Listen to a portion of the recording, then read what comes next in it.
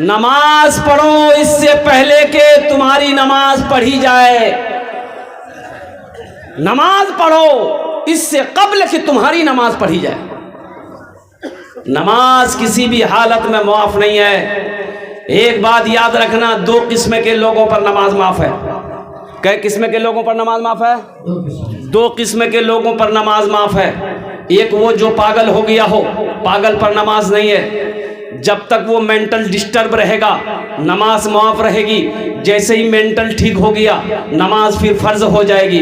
दूसरा वो आदमी जो मर गया हो, मुर्दे पर नमाज, बोलो भाई, मुर्दे पर नमाज, मुर्दे पर नमाज माफ है, मुर्दे पर नमाज नहीं है।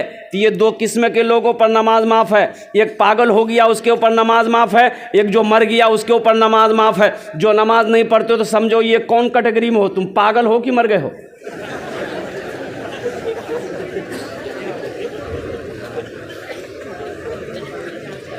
नामाज के बोलो ना काज আছে,